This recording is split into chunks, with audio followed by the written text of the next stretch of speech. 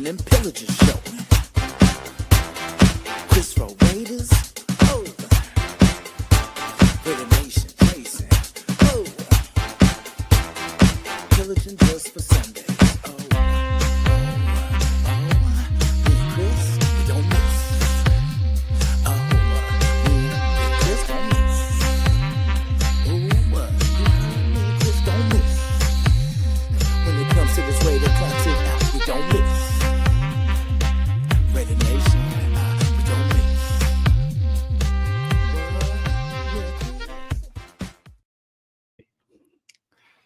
Hey, good morning.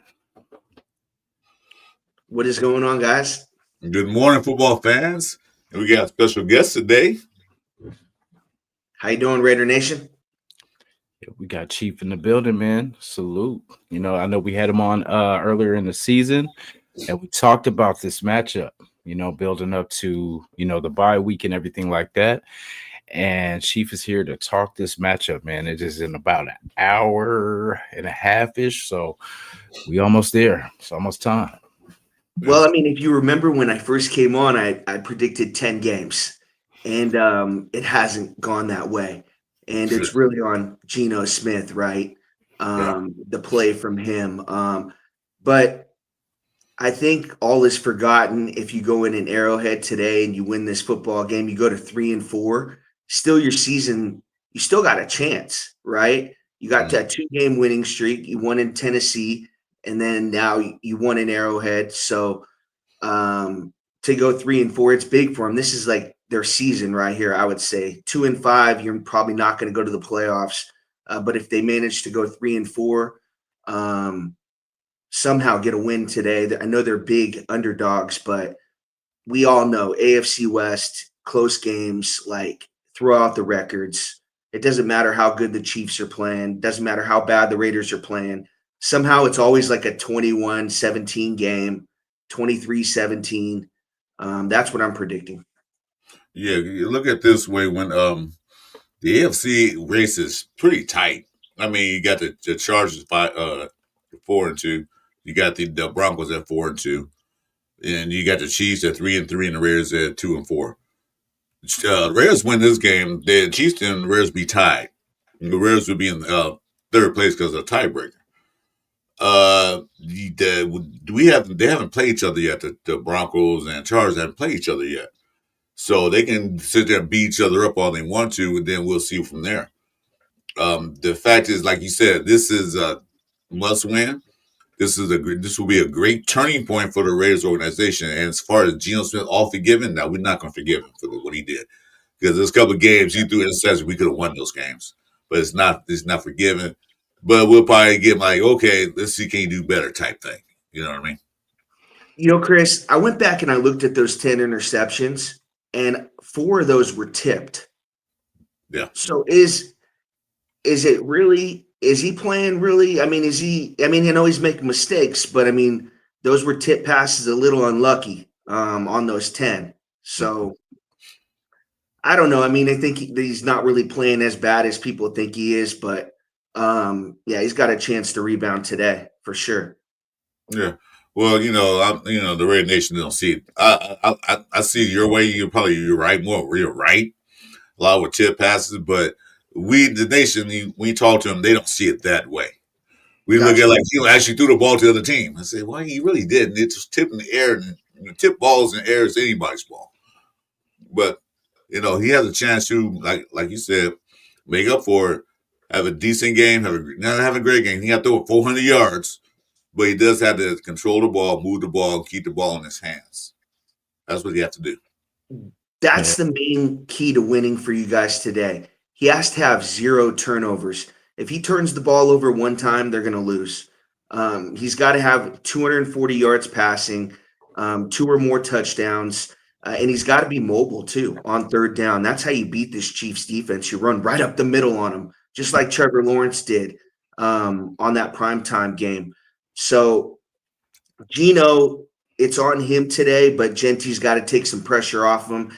Can't average the regular 4 yards per carry. This has got to be like 5.5 today. Some big yards, yards after contact too. I got to see him running over some Chiefs today. I mean, this is a game they need. So Mm-hmm.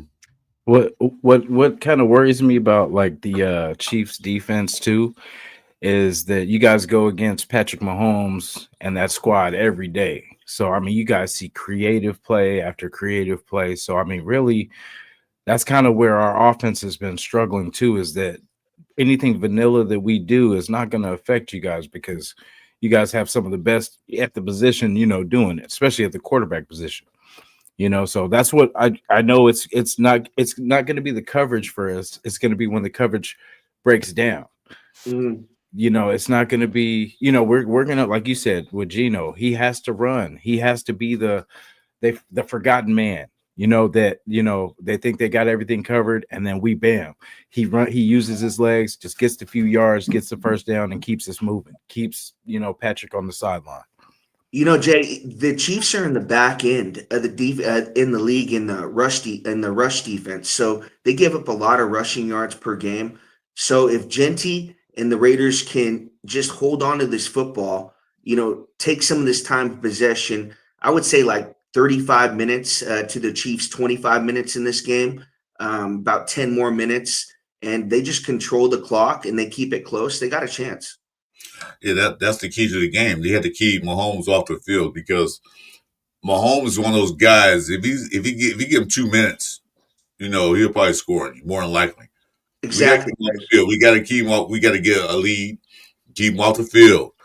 Don't let him get back on the field as much as possible. That means running the ball, short passes. Get the first down. Just keep driving, nickel and dime it down the field. Don't let Geno go out there and try to throw a 30-yard bomb unless the guy's wide open, of course. But just keep it right there in the range. Get 4 yards a pop. Then that's first down on 3 downs. That's what they have to do. In order to pull this game out. And on defense, they got to contain Patrick Mahomes. They got to keep him in that pocket because Mahomes is one of those guys who get out that pocket and he'll improvise every play. And the receivers know that. His tight ends know that. As soon as he start moving around the pocket, they go right back to him. The D-backs, the linebackers, they got to stay disciplined. Because see Mahomes running around. Don't get off your guy and go to him because he'll stop right there before the line of scrimmage and throw the ball. Then that's a 30-yard pass. Exactly. I think the key is, they got to be able to get there with their front four. Last week, Crosby got 2 sacks. He's got to have 2 again this week. Jamal Adams, they got to be blitzing from that inside cornerback slot position or that linebacker position. And they got to be really getting Mahomes off his first read and, getting him, happy feet inside the pocket. That's really, if you let him just sit there and cover 3, which I think Pete Carroll's going to play today, he's just going to carve you up. Yeah, exactly. Yeah, I want to see more physical, man, because that's why when it's, I don't know. I don't know why we're running that zone and so soft, when the key is to be physical. Like as a DB, like you want to throw them off the route, throw the timing off, wherever they were supposed to be at that certain time, they're not going to be there because that first 5 yards, I'm making sure that I keep you busy, and it's like, we're not doing that. We're just waiting. It's like, we're basically playing not to get beat deep, which is exactly. Which I get it, but I don't, because it's like, I want to be aggressive. When we had Jack Jones, like some of those plays he made was because, sometimes he would gamble, but sometimes you have to, because that's the difference in beating the Chiefs. And as you see that game, that Jack Jones, when he intercepted Patrick, that was kind of how we had to do it because the offense wasn't going to get it done. So defense had to step up and do it. And I think it's a little of that this year too. Yeah, they're playing that style of defense, bend, don't break. We'll let you get the yards, but we'll try to stop you when you get in the red zone. A lot of times that don't work. You got to stop them there when it's 3rd down and 5. Don't let them get a first down.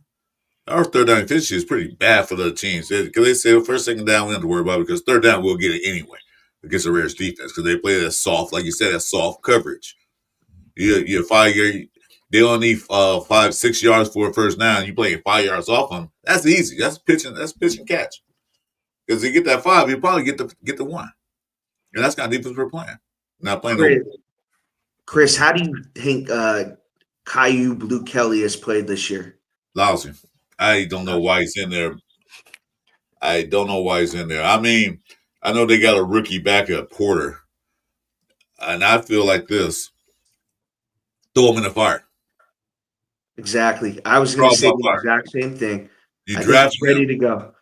trial You by put fire. him in a bigger corner like Porter, and you put him up against a guy like Worthy and press man, and just have him just shove him right at the line of scrimmage, get him off his mark. I don't think you could do it to Rashee Rice, but a guy like Worthy, a guy like Thornton, those skinny guys that aren't built very big, I think you can get them off their mark with a guy like Porter. But every time I see Caillou Blue Kelly, I see the back of his jersey. He's given up 24 receptions this year. It's 5th in the NFL. So I think he's 3rd in the most yards too. I gotta look at it again, but he's up there in the yards giving up. Like his rating is lousy. I don't see why he's on the field. On starting out on the field. Maybe you can put him in a dime package, but no, not starting out. Because Worthy, Rice, Thornton, they gonna eat him up alive in this game. They gonna eat him up. And I know if I was a head coach, offensive coordinator, you know who I'm picking on? Caillou. Caillou. I'm picking him every time. Hey, I'm not looking towards Stokes' way because Stokes is pretty good. But I'm looking at Caillou. Where's Caillou? Okay, that's where we're going. I'm putting my best sleeve on him. That's where we're going every time. I'm a motion Worthy over to his side and confuse the hell out of him. You know what I mean? He won't know who to take, his guy or Worthy or whatever, and get stretched out. And that's what you do. That's just what smart teams do. They pick on the weak, whatever your weakest link is. That's what we're going for. He's the weakest link in the the crazy field. thing about Kelly is he went to Stanford. This is a smart guy. He's really smart. He knows the playbook. I mean, from what I've heard, he just the playing on the field hasn't been there. No, it hasn't. I had high hopes on him because he did good. And of course, that's spring training. Not spring training, but that's OTAs and all that stuff and training camp. I said, maybe we have something there. But then when it comes to real time, it's like, where did he go? He disappeared. Yeah. Somebody switched his jersey and put a rookie out on somebody else out there. You just gotta Pete Carroll got to wise up. Him and Patrick got to wise up. If they see what's going on, look at the stat sheet. Why is everybody's picking on him? Okay, well, don't put him out there. Put somebody new out there. See what we can do. Because me and Jason were talking to the backstage, Bennett was like that his first year. He was getting eaten alive. Second year, he improved a lot. So, Ja'Cory Bennett. Yeah, put Porter out there. See what we can do. If he gets burned, okay, well, it happens because he's a rookie. But let him learn. Like, you know what? That won't happen again. Let him take his body blows and then they'll get up off the canvas and go right back at it. I was looking at some trades earlier, and one of them was Reek Wolin to the Raiders. A defensive back who's played well earlier in his career, but he's playing terrible right now. I don't know if you want to bring in a guy like that. Pete Carroll knows him in Seattle, but I think they're going to have to bring in a defensive back to help out, at least at the deadline. I think we need a defensive back and an offensive guard. I know they brought back McLean Curtis, which was okay. I'm happy to see he's back with the Raiders, but is he that good? I don't know. Is he better than Parham? Maybe. Probably. But, they're trying that approach. But a D-bag, we definitely, because, we need another D-bag to complement Stokes. Yeah, he's a pretty solid cornerback. Let me ask you something, Jay. Who, other than Genty, who's the best Raiders rookie this year that's played the best? Dang. I would say Besh probably. You know what I mean? I think he's going to be good in this offense. Maybe not, from his play this year, but I think that's what we're kind of teetering with the whole Jacoby thing, is that if Besh can be a guy, then that means we have Tucker, Thornton for future young guys. You know what I mean? So we have a good starting 3, but then that's the thing. If he steps up, I mean, he could do the job. Like it's a lot of things combined. Because if Geno can hit him instead of the other team, but he's the type of player kind of like a Jacoby. Jacoby has a little bit, I think, more elusiveness. He's more like a kind of break a tackle, what I'm saying, like hard to tackle type of guy. But I feel I still wanted another wide receiver also, and when we got Amari, I thought Amari was going to be a good, at least compliment to, Myers and Bowers, but, we see how both those situations have played out. But yeah, I would say Besh because, we really haven't seen, Porter. I liked Porter as the pick, what I'm saying, but we haven't seen enough, good, I guess, during the season. So I haven't seen enough. Chris, same question. Who do you think the best Raiders rookie, other than Genty, has played this year? I'm kind of with Jason. I don't really see anybody other than Genty. I think Besh in last game, he looked pretty good.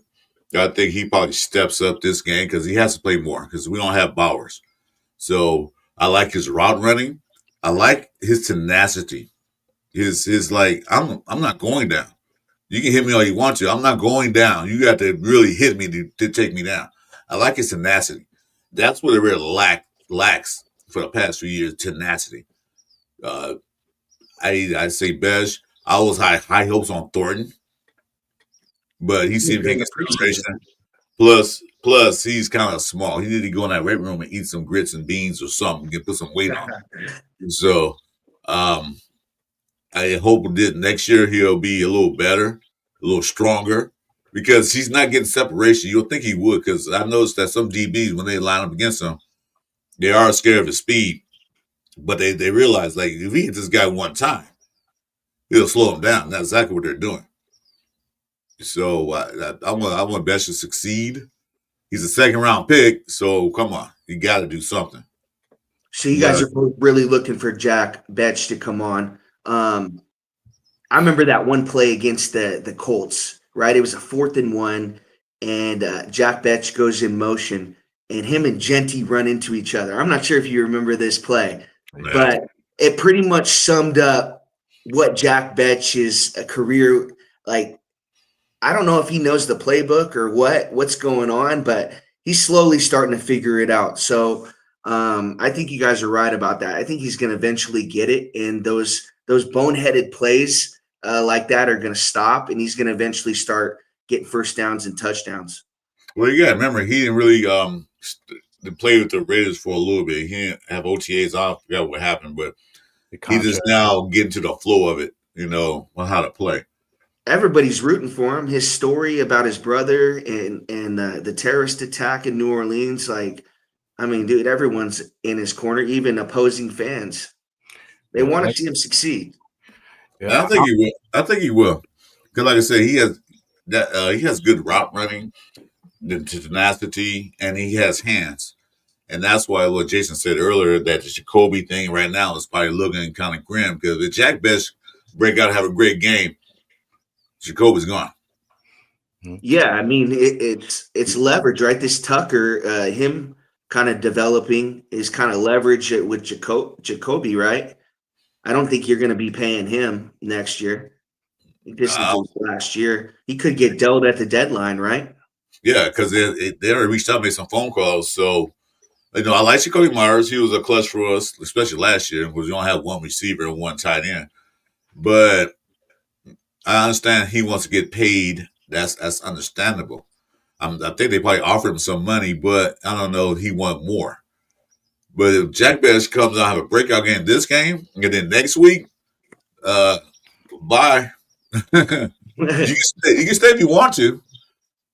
What do you guys think the compensation for Myers would be out there? Say 18 to 20 or something like that. Like maybe 25 if he has a good agent. But, I would say like 22-ish probably would be our max for him. Look, he's making 33 now.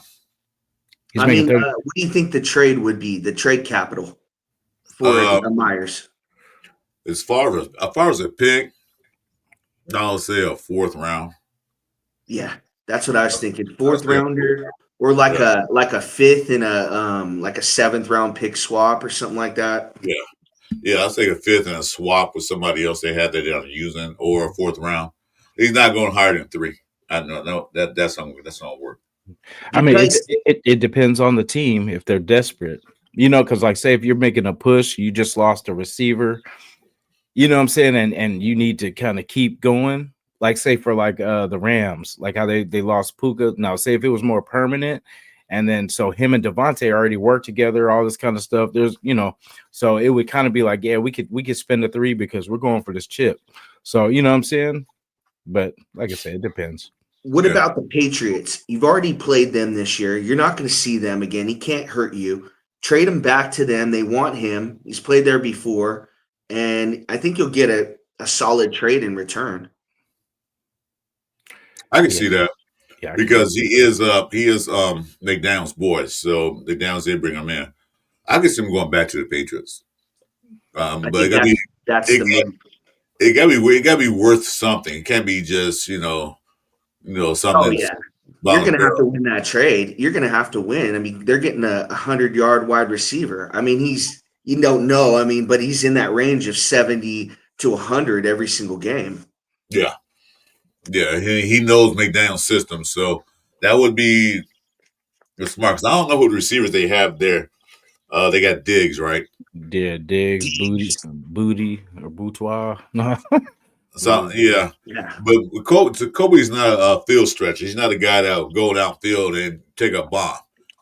Mm-hmm. He has to work open. He's that mid-range guy who's a 3rd down receiver. 3rd down 6. He's right there by the sticks and they always get the first down. And then that Al Davis style, you want a guy like Tucker, right? Tucker's the fly guy, that guy's going to get the quick touchdowns. Thornton, and then Jack Beck's your possession guy moving forward. So it's just got to work out. It's on Geno to really make these guys better. He's got to develop them. Yeah, we got the formula. We got 2 guys that can stretch the field. We got Beck who can run those medium routes and get open. No, minus our tight ends missing, but we got the right receivers. But the thing is that, like you said, Geno has to get him the ball in a good spot. If they're double coverage, don't throw it away. Let me ask you something, Chris. Do you think Bowers could have played today? He probably could have, but I wouldn't play him. Because the knee, I don't want him to get hurt and be out for the rest of the year, or actually end this season, in his career. I mean, I really this is the last game. We got a bye week. Let him rest another week, get some more treatment. Get him fresh, get him ready. He could have. It said doubtful, questionable, but I wouldn't play him. This game is important. But it's not that important to sacrifice your best offensive player on the field. True.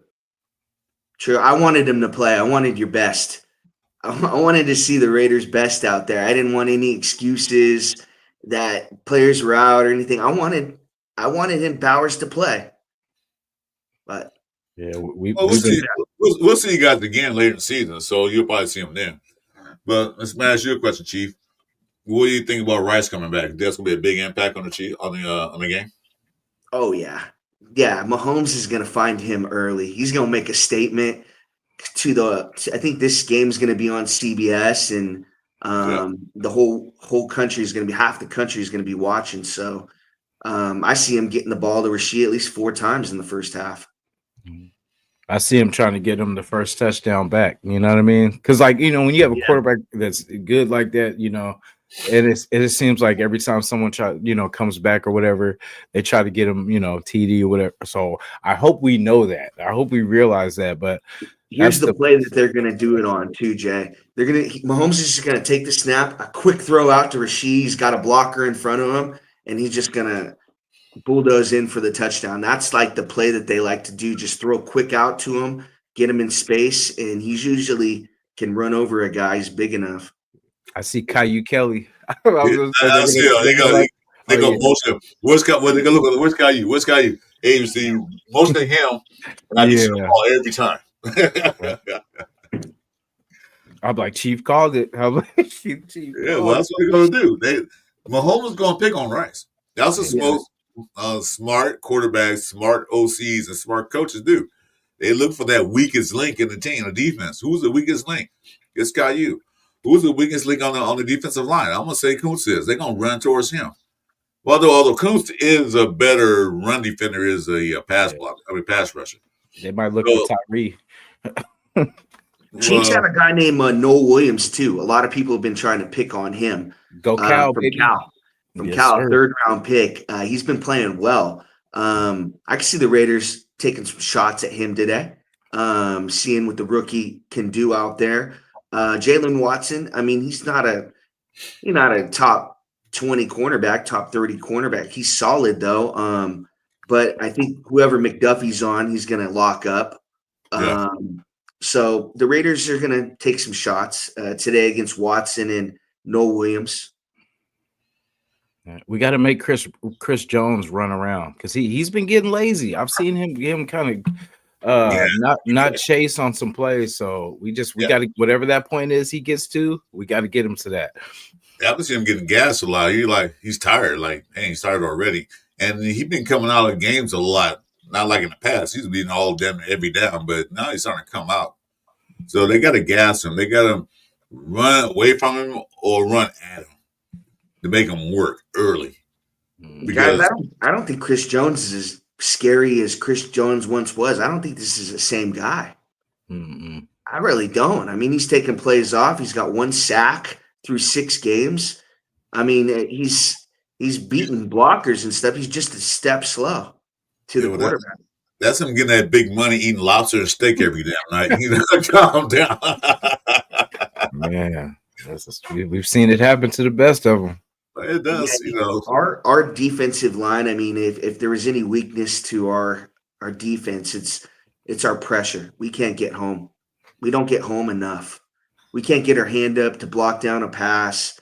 There might be 1 sack or 2 sacks a game, but other than Karlaftis, nobody's getting really any pressure. Yeah, Karlaftis is the one that scares me the most of all. Chris Jones, he's gonna do what he does, but Karlaftis is the one that's gonna scare me. Mm-hmm. He's the one like, okay, we watching Chris Jones, double team or whatever you're gonna do, but they got Karlaftis coming in. That's the guy I'm worried about. That's when we're probably getting up with 3 sacks or 2 sacks in a game, more before Chris Jones even get 1. You know how you beat Karlaftis? You run right at him. Yeah. And I noticed that he'll get pushed off the line on run blocking. You run right at him in like the first half, kind of slows him down a little bit. Like if he doesn't get that sack early on in a game, like he kind of goes cold. Just so this gets to Pete Carroll and Patrick Graham, guys, please share this. So, we still got a little bit before the game, so they can tighten up.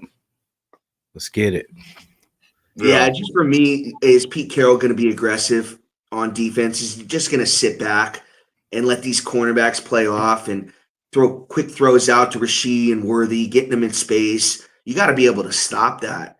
I mean, if you do give up a deep ball, oh well, but you can't give up these wide receiver screens, these bubble screens. Mahomes, they're going in motion. Mahomes just flips it to him like that. You can't give up that shit. You got to be right on the line of scrimmage. And it's on Crosby, Kuntz. This front four has to get pressure and take the pressure off the defensive backs. Yeah. Like you said, Pete need to be aggressive on defense because you got nothing to lose, everything to win the game. You can be in 3rd place, you pull this game out, or you be the bottom seller like you've been the past few years. So you got to gamble. You got to take risk. That's what Jason mentioned. Jack Jones. I liked him. He took chances, but there's some chances didn't work out. He got burned. But that's what you got to start doing. Take a chance. See what happens. Gamble. You're in Vegas, so you should know everything about gambling. So take a chance, take risk, blitz. Do all you can to get to the quarterback, but keep Mahomes in that pocket. Don't let him run around. Once they break containment, Mahomes is the most dangerous quarterback in NFL. What did What did Jack Jones do that day to Patrick Mahomes? He took his soul. That's how you got to embarrass him. You got to reach in there and take his heart, rip it out, and let him know, hey, we're better today. And that's exactly, I think, what the Raiders have to do. You got to punch him in the mouth early, come out, get a quick touchdown, take the ball. Don't let the Chiefs have the ball right away. Take the ball, come out. You got to score 7 right away. If you go 3 and out, you punt the football. It's going to be a long day. See, that's crazy. We talked about that and right before the show. I said the opposite. I said we have to pretty much kick the ball to them or to you guys, and then basically take the ball from them, score, and then be able to. Because I think the last time we played, you guys got it at halftime, and you guys scored before halftime. Took the ball from us the first, So it was like everything that could go wrong went wrong. So we have to do the opposite. But I mean, you're right. Like if we do get the ball, we have to score because you guys more than likely will score somehow, some way. And it's for that first drive. That first drive, Jay, it's got to be like 7:30 off the clock. Exactly. I'm talking like a 10-play, 85 or no, I'm at 75-yard drive. And Genty, just a lot of 4 or 5-yard runs and just getting first downs, a little third manageables. It's got to be take a chunk off this first quarter. Okay, I got a question in the chat. Raiders Shield, what's up, Nap, man? So, do we play with a spy, Jamal or Devin or Chin, or do we just play aggressive? What's your thoughts on that, Jason? I'm gonna just say definitely Chin and Jamal, and then just leave either the. Dang it! I'm gonna send my biggest hitters at Mahomes. I mean, I would send the dogs. I would send Jamal and Chin, and then I would kind of leave Devin kind of in space, in the middle, but I would send them to get him because they're aggressive. They're going to either try to force the ball out, hit him, or, because with Devin, I would feel like he would get shook. He would get a pump fake and then, but I feel with Chin or like missiles, they'll get him. What do you think, Chief? What do you think about that? I think if you play with the spy, you got to disguise it. I think if Mahomes sees that you're playing with the spy, I mean, he's going to take advantage of it. He'll just throw it over the top of that dude. I mean, you got to disguise it like Lloyd did against Jacksonville. It wasn't like a running situation, but what Lloyd did is he acted like he was going to blitz. He was right on top of the line of scrimmage. As soon as Mahomes put his head down to snap the football, he backs out and then picks the ball off on a receiver. Mahomes tries to throw a quick throw. So that's how you gotta kind of confuse him. You got to do things like that because he's seen everything at this point. Yeah. Any type of defense. So Pete Carroll's got to dial some things up like that. I agree with Jason. I would not have Devin spying on him. Jamal maybe, but I want Jamal to be there that like you said, disguise a blitz. Come to the line of scrimmage and then back off. I don't want anybody spying on Mahomes. The main reason why I don't think it's a spy, if the defensive line can keep him in that pocket, keep the middle of the field clean for the defense, it'd be fine. Because you put a spy on him, that takes away from the defense. Because Mahomes not going to see, like you said, he's going to see that. He's going to like, what, they're going to spy me? I'm going to fake him out and then throw the ball down deep or run a draw play or something like that. I wouldn't spy him, but I would keep it contained. And one thing I'm going to say like this, we can't have Mahomes going home with a clean, a dry clean bill. No dry clean bill. Jersey got to be dirty. You got to put him down. You got to hit him. Even though he got the pass off, make sure it's a clean hit. Get him dirty. Let him feel the ground. Once he feels the ground and, get touched, he's going to start thinking like he's going to hear footsteps coming. Like, oh, God, they're coming. So that's about like maybe like just putting him on the dirt, like not like a cheap shot. Just as soon as he throws the football, just boom, just hitting him, just putting him on the ground, just early in this football game, Yeah, an introduction. Shake him up a little bit, like just make sure, like just let him know, hey, Mahomes, by the way, we're here. We're in the backfield with you. But sometimes I've seen that piss him off too. You know what I mean? Like, so that's what I say. It's a beast, but you do have to be physical because him. Not saying limping around, but like, you know, when he's kind of banged up and he's not able to do, you know, pretty much the magic. That's the best thing, because if you can limit his feet, you know, you force him, and then you can gamble. Then you know, okay, he's probably not going to run all the way, but you can kind of jump some routes and kind of see, because he wants to hit it deep. Like, I've been just kind of watching how they'll basically just separate everybody and get somebody on a one-on-one, and then he has the arm to get it to anybody, and he'll just float it up, and then most of the time, you know, it's either Worthy or somebody else just kind of getting under it. So that's what I say. We have to.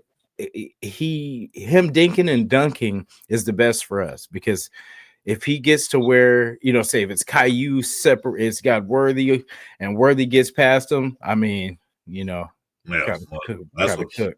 That's what he gonna bank on.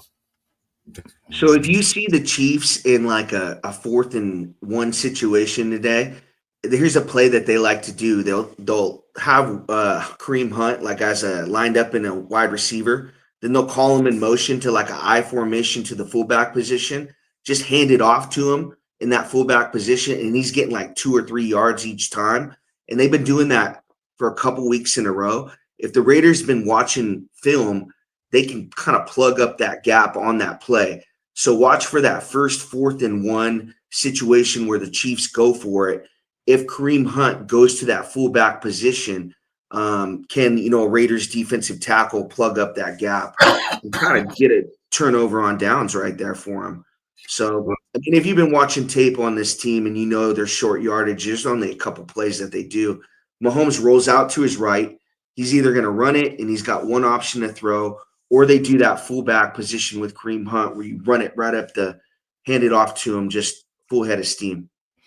Yeah, Hunt. I remember Hunt used to give us problems the first trip with KC, and then, you know, he's a little bit older, but he could still, you know, break some tackles, and definitely, you know, we gotta bring at least 2 people to tackle him. He ran over a guy last week against the Lions. But a big thing is the Chiefs are missing their rookie left tackle, Josh Simmons, out with a personal matter. He had a death in the family for the 2nd straight week. So Jalen Moore, a backup left tackle, going up against Max Crosby. Well, we'll see how that works out, because I remember the Chargers had the same situation, but they had to bring another tackle, and he just like this Pimmons, was it Pimmons? I think so. Yeah, Pimmons. He just manhandled Crosby. So we'll see how that works. But Crosby started to the last couple of games starting to show the old Crosby what he used to be. He's starting to step up a little bit. So I saw that movie he had against that Titans left tackle where he just put hands on him and he was on roller skates. The left tackle was. Yeah, I was at that game. I saw that. What the heck? And that was the Crosby we've been waiting to see all year round. You know, he got his big paydays. Come on, let's see if you earn that money. Mm-hmm. But Crosby is not the focus or defense line. It's one guy that got to step up, and I keep saying this. Is that guy Kuntz? He hasn't really did everything. I know they gave him a 1-year deal, but you got a 1-year deal. You want to play again for this team or another team, you got to step up, because usually when guys on their final year of their contract, what they do, they ball out. They got 1 year, they ball out. And he's not balling out. You know, did he lose his edge? I don't know.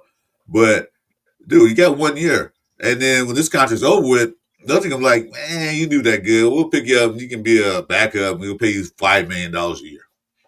That's where he's heading to. Because I like this contract. You know, I want to ball my ass out because I want more money next year. I want a guaranteed contract next year. And he's not stepping up. That's what I thought one of their best additions was getting Kuntz back. And the thing is, they trusted him. I mean, right? Coming off the injury, they could have let him go, but they still had trust in him. And you're right, Chris. He hasn't played well. And he's basically half in time with Tyree. So it's kind of like, you know, two to get one, you know. With Kuntz, I wouldn't have. I mean, I guess it's better than signing him full time, but I mean, I felt like after injury, you know, kind of wasn't the best. But I mean, at least we didn't pay him the big contract, and we kind of seen what he had. But he might be just playing it safe because, you know, coming off the injury, this coming up to this big payday, because, you know, no matter if he stays healthy, he gets paid somewhere, if it's with us or if it's somewhere else. So, I mean, I think, you know, it's half kind of just working on technique as he gets pretty much his body back to where he feels it was, you know, because sometimes it takes people a little bit longer mentally to get into that, you know, where you're not thinking about the injury, where you're just playing ball, you know. So, But and I it is thought that like was going to be the reason why this defense was going to hold it together and win 10 games was the defensive line. And then not to bring up a bad situation, but you had the Christian Wilkins thing. I mean, that nobody expected that, Wow. right? And you know, Crosby hasn't played well. He played well last game, and Kuntz hasn't played well. I just thought that kind of messed things up, right? Just a horrible start to the year when you had that situation happen. Yeah. Well, that's the Raiders for you. You always have something happening. This is the way It's we're, always something, right? I mean, we're but that was like more the player than anything. It sounded like he just didn't want to play football anymore. yeah. Well, we're like a soap opera days of our lives, man. There's always some drama going on with the Raiders every time. But But they're the most popular, right? Even though no matter what their record is, people want to know what's going on with the Raiders. They're one of the most popular. They're a global brand for a reason. oh, the media loves when Raiders do bad. They love it. They have a lot to talk about. So that's you know we're media darlings. You know that people love to take shots at us, which I'm fine with. I don't care. They can do what they They're want like to. that on the AFC, and then the Cowboys in the NFC, right? They like to take shots at those guys. So it Yeah, is what it is. but the NFL doesn't do well unless both these teams are doing good, and they know that. You know, the Yeah. Cowboys are supposed to be quote unquote America's team, and they're not showing up. Raiders supposed to be the bad boys of the football league. They're not showing up. So all that mystique is gone from both teams, and they're picking on the Raiders and the Cowboys to bring that mystique back because you know these two teams are the biggest brands in football, bar none. They sell tickets. They sell a lot of stuff. You know, because that money in that game they play in the Cowboys, these two teams don't really have a good chance of making the playoffs, but it's going to be the biggest game of the year. Because Oh, the ticket price for the Cowboys game is like, damn, that's my car note for 6 months. So, Jesus Christ. So that's what they want. They want that mystique back, but I don't know they're going to get it back anytime soon, but that's what they want. You guys remember the Thanksgiving Day game, the Cowboys and the Raiders? It was a few years ago. Yeah. And the Raiders were big underdogs in that game. They won outright. So it's a fun game to watch.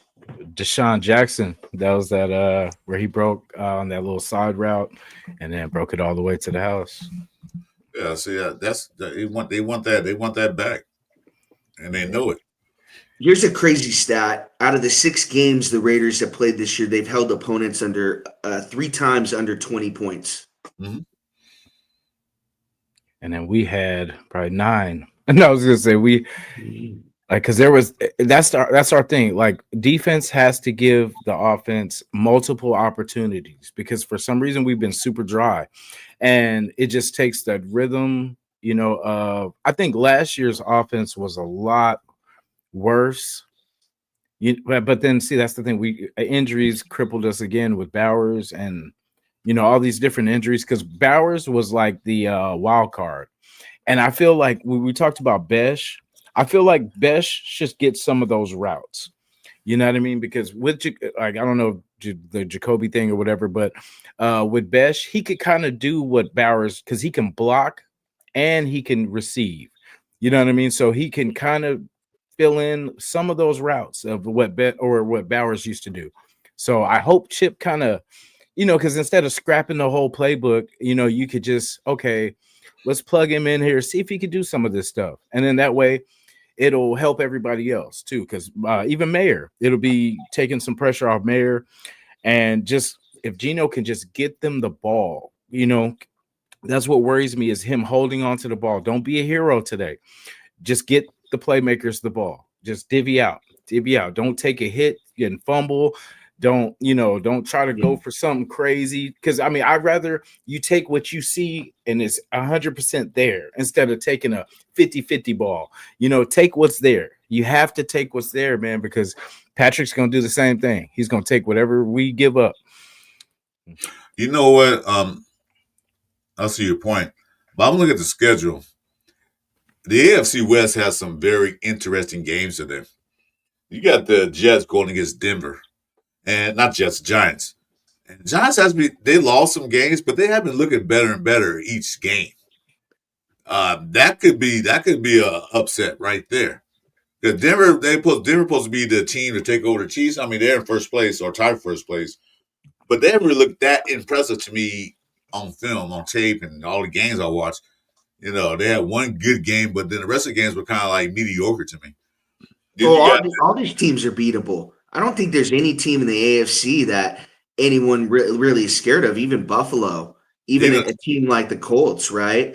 I mean, I just think that it's wide open this year. Yeah, the Colts play the Chargers. And the Colts look good. So this AFC, we always predict the AFC, it's going to be Buffalo, it's going to be Kansas City, probably Pittsburgh, Baltimore. It's going to be we always pick those 4 or 5 teams that are always going to make it. Now, we don't know what's going on. So it's anybody's AFC now, especially early, because we know by this game, we know who's there, who's going to make it. Now it's like, any one of these is going to flop in a heartbeat. One injury away, and they're done for the season. Yeah. So the Chargers lost to the Giants. Did you see that? That was Jackson Dart's first start. Yeah. And he was killing them on the ground. Mobility, I think he had like a 45-yard run. The Chargers couldn't do anything. And they got home on Justin Herbert. Their offensive line is shaky right now. They lost their left tackle in the training camp. Yeah, they gave all that big money and he's hurt. Let's go. We got to get that big payday and he got hurt. Like, wow, that's what happens. Hampton's out. What's his name? Najee Harris. Yeah, Najee's out. Yeah. Yeah, because they got to play Indiana. Indiana is no slouch because they're playing good right now. Well, we saw it. They're 5-1. So, like I said, there's a chance for the Raiders to make some grounds. They win this game. Giants can beat Denver, and Colts can beat the Chargers. So they be 4-3, 4-3, 3-4, 3-4, and 4. It's one game, and then we go into the bye. So this opportunity that they can take, but knowing the Raiders, they won't take advantage of the opportunity. That's how we are. So you're exactly right. This season hasn't gone the way it's been expected, but today, I mean, you can get right back in the swing of things. That's why today's game is so important, and it's really, it's the must win. I mean, we've said it before. I mean, if they lose this football game, the Raiders aren't going to the playoffs. They're going to be have a top 10 pick, and it's really how motivated are they today to go out there and at least give them a shot. It's going to be a close game. They're not going to blow the Chiefs out. The way that they're going to win is 23-20, 20-17, a close game like that. Well, I had the Chiefs win a game 23-17. It'll be close like that. Touchdown away, we don't get it. So that's what I have. I'm a Raider fan, but I'm a realist. I'm a realist too. I see the writing on the wall. Hopefully my prediction comes out wrong. I'm begging I'm wrong. But that's what I look at in real time. The Raiders because the last few games, we beat Tennessee. Well, pretty much who hasn't besides the Cardinals? That team's not ready yet. They haven't been ready for years. Yeah. So that game, we should have scored 35 points on them at least or something like that nature. We could just round it down the field with them, but we didn't. And then they had a chance to come back and win that game or tie it up. So I'd like to hear you guys' take on the Chiefs got 0 penalties last week. Do you think they will be under a microscope this week? Oh, yeah. Do you think that they will have at least 6-7 penalties because of 0 last week? I think the NFL reviewed that game, probably watching. Okay, these guys are back. I mean, you can go to a game without getting penalties, but there are some penalties that they could have called, they didn't, and the penalties they shouldn't call, they did against the other team.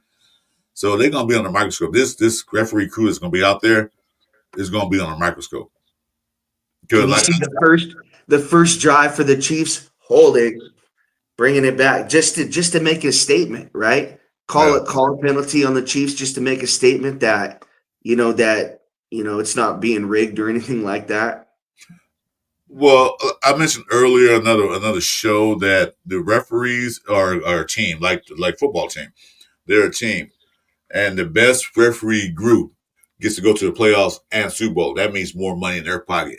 So they're gonna try to do their best to not do anything stupid. Like the last year's crew that they got demoted, whatever happened to them, they weren't gonna know. They won't touch the Super Bowl. But each group, each team, each referee team will do their best to make the right calls. Because the NFL is looking like, okay, you guys are trying out to coach the biggest game of the year. More money in your pocket. The referees don't get paid like NFL players. They don't have no contracts. They get paid, but when season's over with, they're pretty much done for the year. They go back to their regular jobs. So they're gonna try out and look good. Yeah, I hope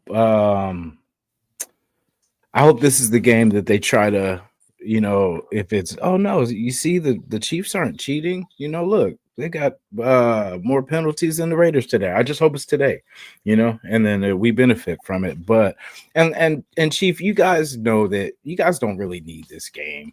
You guys have the potential to tear off 7 and 8 in a row. We don't, so we need this, So we just let us have this game. And then I just want to play the Chiefs 3 times a year. You know what I mean? I want to do this in the playoffs, and we're getting a lot of practice. We just got to get better at closing and finishing. And I get, as a Raider fan, I'm pretty sure Chris can vouch for this. Around like the third and fourth quarter, that's where it seems like we fall apart and we forget how to score. And it's just like that's when we're like, okay, we need a long drive. Then we go 3 and out. You know what I mean? It's like how ironic would this be if Mahomes somehow hurt his ankle, clipboard Jesus, Gardner Minshew comes in this football game. That would be. I thought of that a couple weeks ago. That would be crazy. If he comes in there and win this game for him, I'll be like, God damn it. But the Raiders, they do that. They get a lead. Okay, we're leading at halftime. We're 10-7 halftime. Then they go in the third quarter. Let's protect this lead. No, let's go and put your foot in their throat and keep going down the field like you did before. That's what they do every year. They do that every time. They get the lead. Just like the last game, they had a lead and they just got conservative. Like they're playing to protect the lead instead of playing to build the lead. If we do it against Chiefs, we're gonna get crushed. Because one thing about Mahomes and the Chiefs, if they have a slight chance, a slight crack, they're gonna go right through that crack and just terrorize. Points off turnovers. That's how we've been able to win a lot of these games through the years. Is points off turnovers. As soon as we smell blood in the water, you're done, right? Yeah. We're gonna capitalize. Eventually, give him the ball back. You make a mistake. Mahomes is going to find a way eventually. Mm-hmm. Yeah, so like I said, so they smell blood in the water, they're going to go at it. They're going to go for your throat. We don't do that. We smell blood in the water. We swim away from it. Like, blood in the water. Get away. No, we need to go after it. But how confident are you guys going into Arrowhead after the last couple of years you played well? That's kind of the only thing that's kind of giving me a little hope is because we have Max. Because as long as Max is on this team, he knows how bad we want these games. And I'm pretty sure like him, Devin White, even Jamal Adams, like, well, you know what I'm saying? Like those are the types that get fired up for games like this. And that's what it's going to take. Someone getting pissed off. Like someone not take, you guys are a good team, definitely. Like, you know what I'm saying? Like one of the best in the league, top 5 for sure. They're dangerous. Chiefs are a dangerous team. Yeah, and it's like until someone decides that they don't care about that, and that winning means more than, you know what I'm saying, then we're always going to be losing these games, but it's going to take someone to be like, I'm not losing this game.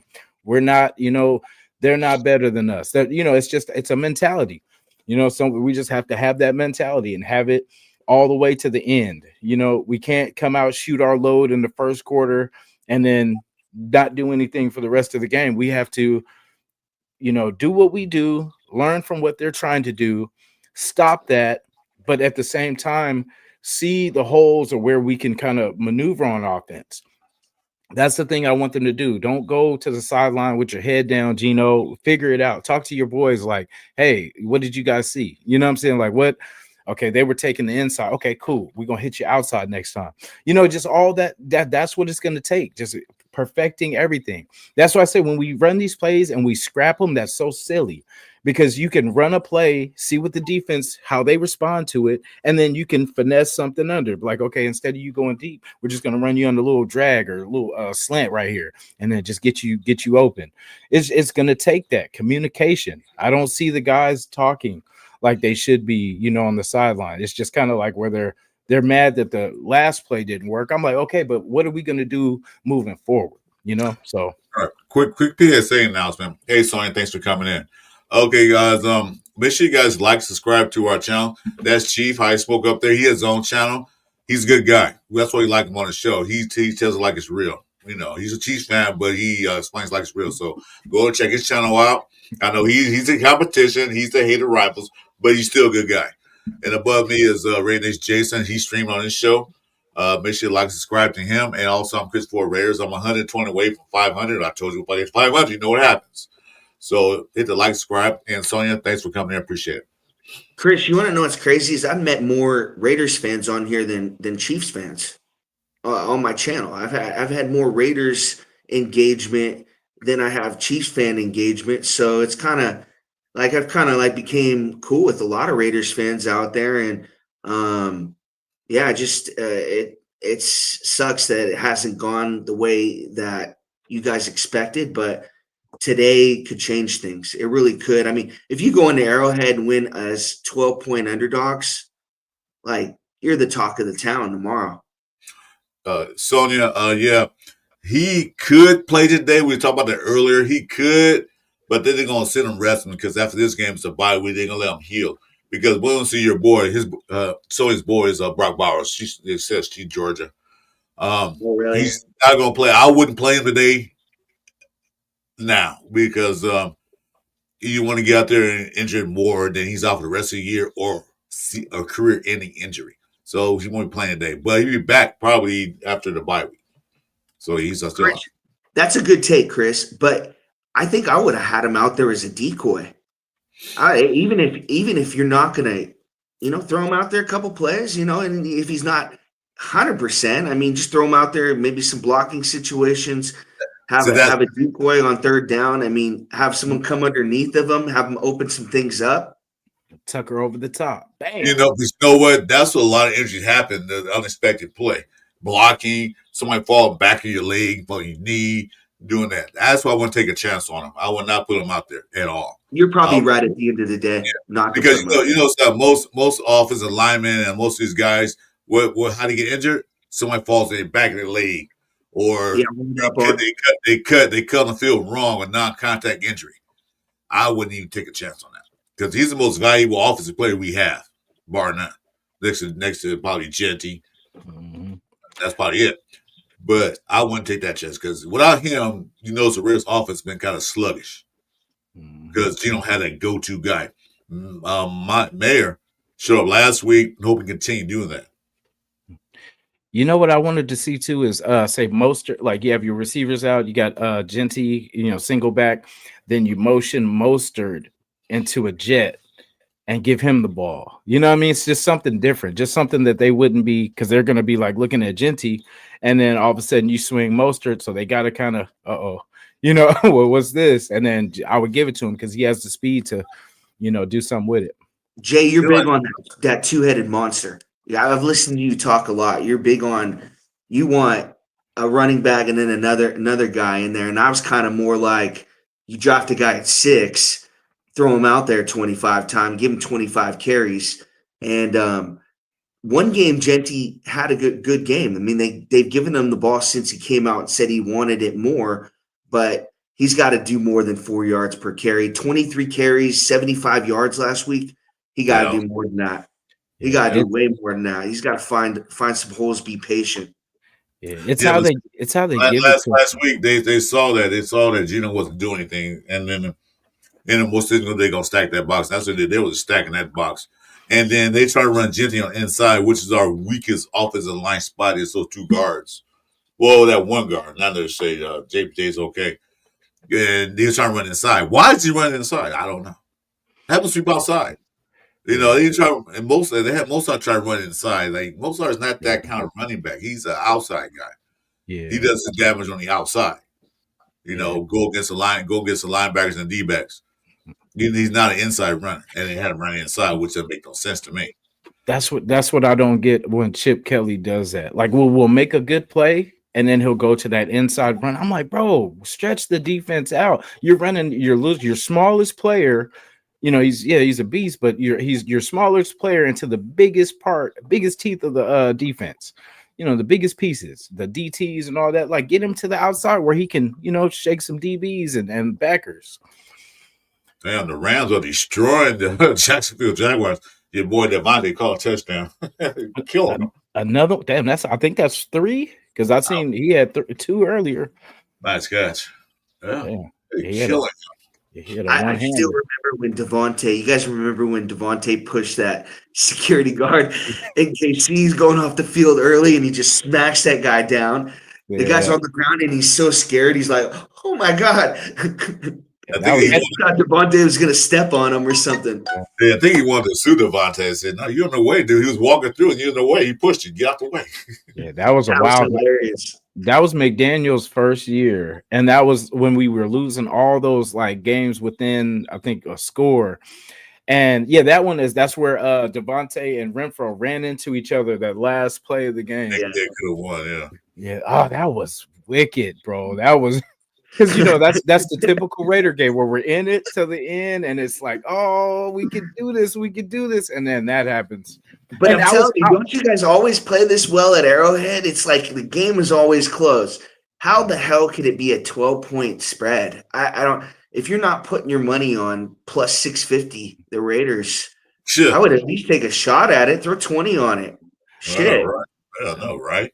This is a bettor's dream. I feel like games like this, when they have the Chiefs up like that, that's when the betting world can win. You know, bet on the Raiders, man. You know, because it's off that one. Hell yeah.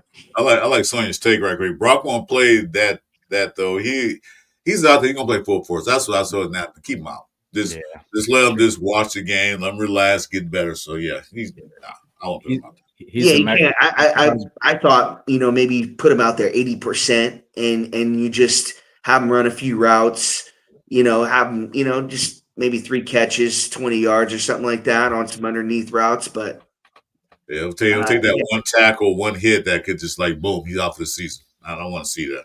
Because we still got a lot of games left. This is game 7. We still got 10 games left to play. So I wouldn't take that chance. But I see you saying put a decoy because the defense now is not worried about the Raiders' offense because the biggest threat is not in the game. That's like you guys playing without Kelsey. Well, Kelsey's not in the game, so he should be better. But then again, you know, the other guys will step up. That's why Mayer or that dude Ian Thomas that we picked up or somebody else step up too. And nobody has stepped up yet. So Kelsey isn't even really in a lot of these. He's in on 3rd down, but it's more Noah Gray on 1st and 2nd, and Kelsey's comes in 2nd and 3rd sometimes. But yeah, they been playing Noah Gray more than Kelsey, trying to keep Kelsey fresh for the rest of the way. Yeah, but it's that threat on 3rd down. He always catches that ball on 3rd down. So that's the threat. Exactly, you know? Chris. Because you know Kelsey's not in every down, so they forget about him. Also, he comes in and they forget about him again. Then he makes that catch. Always, that's Mahomes' go-to guy. Cheap. Oh yeah, that's a cheat code. Exactly right. That's the connection. Chief, do you think this is Kelsey's last year? I hope so, man. I'm tired of it, honestly, bro. The off the field stuff. Well, Yeah. you're not tired of seeing Taylor Swift in the stands? Come on now. The first year was cool just because you could kind of like troll people about it, other fans, and then it just started getting over the top for me. I'm glad they're getting married. It wasn't a publicity stunt. But yeah, I'm ready for him to see him in movies. He's gonna be in movies. He's gonna be doing shit like that moving forward. He's probably gonna be like The Rock, I bet. He'll play moves with his brother because his brother's doing all these commercials. So, they got the Kelsey the brothers. They have their own show, like what they call that, house rehab show where they build up houses and stuff like Oh that. yeah. He actually seems like a cool person, but by him being a chief and like what he's done to us for these years, it's kind of made me not like him, but I'm pretty sure he's a cool dude, so I hope I can come to a point where, I could get over the, the bitterness of, because he is a good player, I don't know what it is. His first girlfriend was banging Kayla Nicole. Yeah. So, I mean, he's got different types of flavors. He's a good dude. Yeah. I think it's just because, I mean, when he's a dog, man, like, because he'll talk shit and all that, and like it'll just be like, oh, because I remember those games he used to get like 200 2 touchdowns, back when Tyreek Hill was there, when you guys used to tear us up. Yeah man, it's sad to see him get injured. I mean, some Chiefs content creators that I follow, they wanted him back bad. They wanted the Dolphins. They thought it was realistic that the Dolphins would trade him back. And I thought he was coming back to the Chiefs. And damn, you guys got Worthy and Tyreek Hill. Jesus Christ, man! You guys run a drag race here because not drag race, but the speed demon race. Like just down the field, just go down the field. Nobody gonna catch him. I couldn't see the Dolphins doing it unless they got more back than they gave up for him. I think it was a first-round pick, a bunch of picks. So it's just not right. He's 30 years old, and he's bringing a lot of baggage over there from Miami. Just and 17 years. I seen where you guys were thinking about getting, was that Breece Hall from the Jets? Is that true?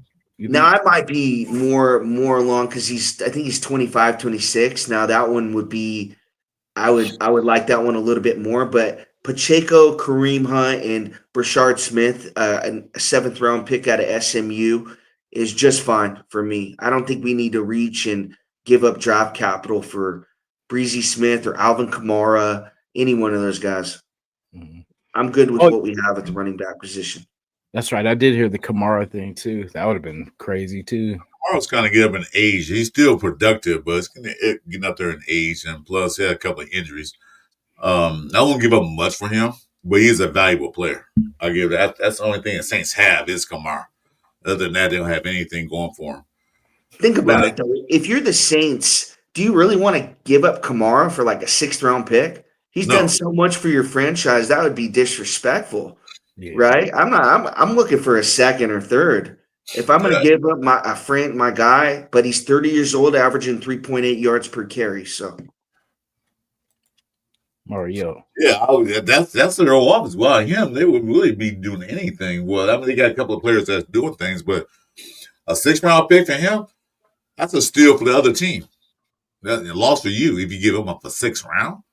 You got to be a 3rd or better, at least. Yeah. I know he's up there in age, but still, he's a valuable player. He still can run. I can't see a GM doing that just because of the fact that it's a young running back. You're not going to get a guy 30 years old to run in the running back position. No, they're very rare. So I see Breezy Hall being more of a realistic trade for the Chiefs if they did want to make a move. But again, you're going to have to give up a ton for him.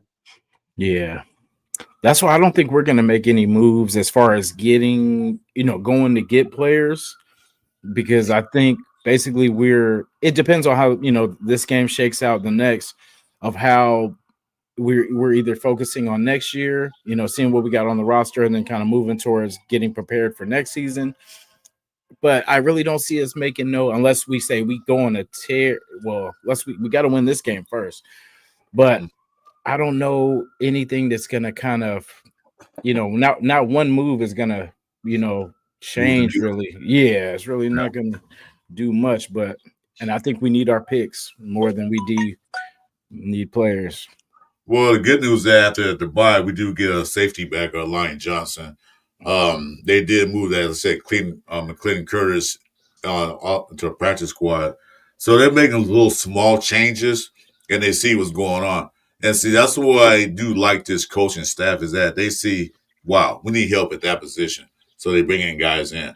They're not going to be a big change to move the needle, like you said, but at least they're doing things. I think looking forward, they just want to have a decent season. They don't want to be the bottom of the barrel and have the first pick overall. So I don't want that. I mean, it'd be nice, but I don't want that. I think they're doing okay now. We see, because I keep reminding people like Pete Carroll's first year with any team wasn't that good. It was decent, but wasn't that a playoff contending team. His second, third year, and all that stuff. That's when he started building up and getting better and better and better and better. So I know he only had 3 years here. No, maybe 4, but he gotta build. He gotta start building things because most of his team is not his players. Most of his teams are the other regime's players. Mm-hmm. He didn't draft these guys. Despite that, they draft these guys. They on a chance. Some got cut, or got released, or went somewhere else. So he got to build his team in his eyes. What do you want to see? He started to do that early in the season. We were high on that, but some players haven't worked out yet. Next year will be a different story. I'm not going to that next year thing because I don't go for that. But I'm just saying, just keep in mind he doesn't do well his first year as a head coach. Do you think that's been the problem though? Is a lot of these the trust isn't there because they're not his guys that he brought in? Yeah, and he has to kind of learn pretty much what they can do and what they can't too. Because as a coach, like you don't want to go into the game getting rid of everybody because it's going to be like, oh, he's not even seeing what's on the team. So at least I think he tried to develop as many. Like look at Jonah Lalu. Yeah, Okay, like yeah. a young player like that after Wilkins left, pretty much basically he had to step up and pretty much he's been making an impact. So I mean, but we wouldn't have known that if he had to say went out and got a free agent or somebody like that. But of course we could be doing better. But at least it's good to see some some sparks here and there. Like when he brought Jamal Adams and Devin White, like he plucked certain players, to kind of help this defense, which I'm glad. Because it's taken a while, but they're starting to kind of gel and figure each other out. Like defense, I'm not too worried about. Yeah, we have our weaknesses at some corner positions, but I feel like the defense will figure it out. And once they kind of all figure it out together, it's kind of like clockwork. But the offense, we need them to figure it out too, just as fast though. Mm-hmm. I agree. So what's your guys' predictions for today? Oh, I already said the Chiefs. Like I said, they can hate me. You want to Raider fans? I don't care. I'm gonna say I'm being real. If I was being a Raider fan, I'll say the Raiders win 45-16. But as realistically speaking, I see the Chiefs beating us 27. What did I say? They're gonna lose 27-16 or 13. Well, I forgot what I said. But they're gonna lose. It's gonna be a close game all the way through to the very end. The halftime score might be 16 or 13 at halftime, and then the Chiefs just pull ahead, just beat us. That's what I'm looking at. Hopefully, like I said, hopefully I'm wrong. Like weather's not going to be an issue. No, it's not going to be ice cold like it usually is. So I mean, it should be able to move the football. Yeah, and I'm with you. I think it's going to be a 1-score game, low scoring. And I think we had the exact same score. I said 23-17. Nice. So yeah, I got 23-17 Chiefs. Yeah. So I said it's not gonna be a blowout by any stretch of because the Raiders' defense is not really that bad if you look at it. Yeah, like I said, they don't give that many points up. They only got that one that Indy game got to reach. Yeah, the Colts. That one game got to reach. But that was a close game for a long time until they just broke down. Yeah, but Geno threw that bad interception where I think it was Blackman for the Colts. Remember, Yeah. he tried to force it into Thornton, and Blackman came off of his guy because he Came saw out. Geno just staring down that Thornton and just stepped in front of that one. So Geno's got to be able to look some guys off today. So it's on him, really. Yeah. Go through his progressions.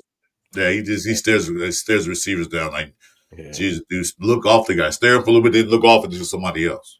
Yeah. You know the play ball, you know where the ball supposed to go, so look at somebody else as a decoy, then throw somewhere else. You know, that's coaching. That has nothing to do with Geno's talent. That's coaching. Yeah, that's what we were saying. Like he has to learn because that's what Mahomes does well. He'll look one way and then, to make the defense move and then bam, shoot it to whoever, he's trying to get it to. And that's what Geno has to learn, how to pump fake, to move and then get it to who, it's deception because you cannot stare down because they're just going to wait.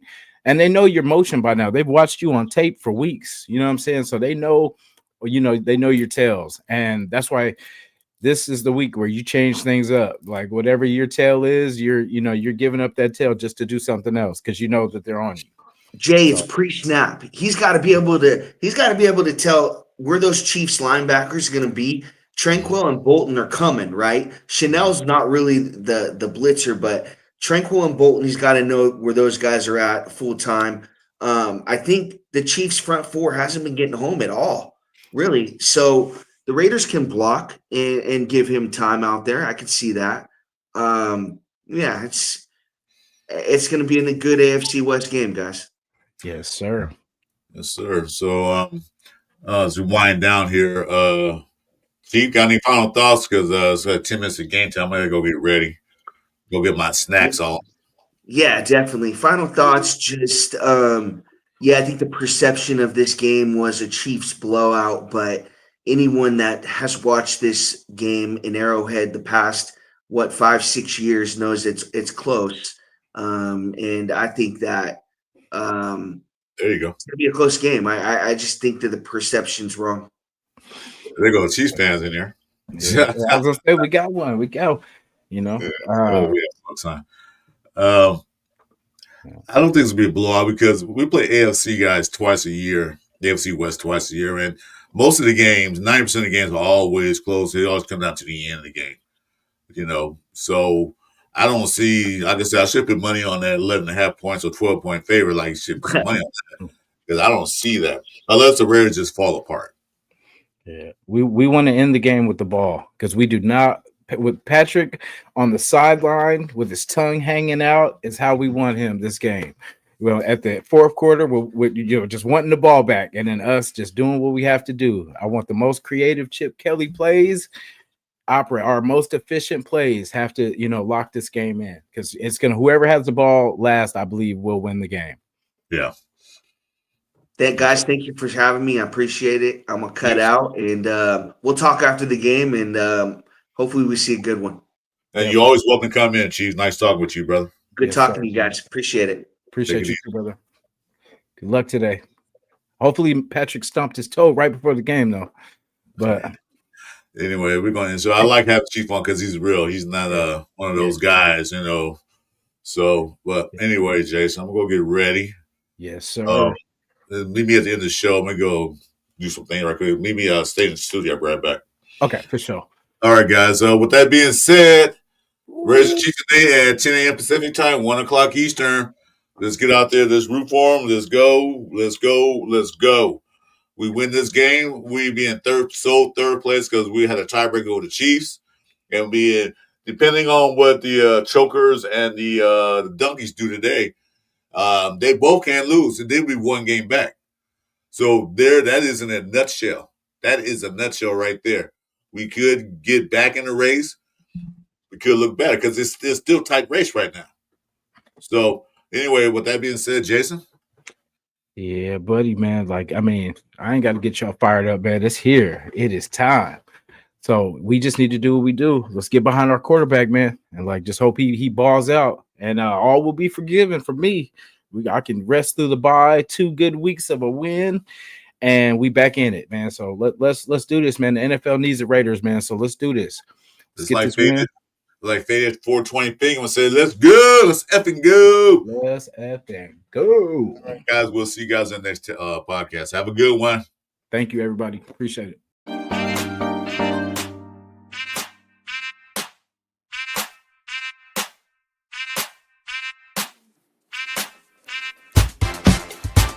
It's the Sunday morning Pillaging show. Chris4Raiders, oh, Raider Nation chasing, oh, Pillaging just for Sunday, oh, me and Chris, we don't miss, oh, me and Chris don't miss, oh, me and Chris don't miss, when it comes to this Raider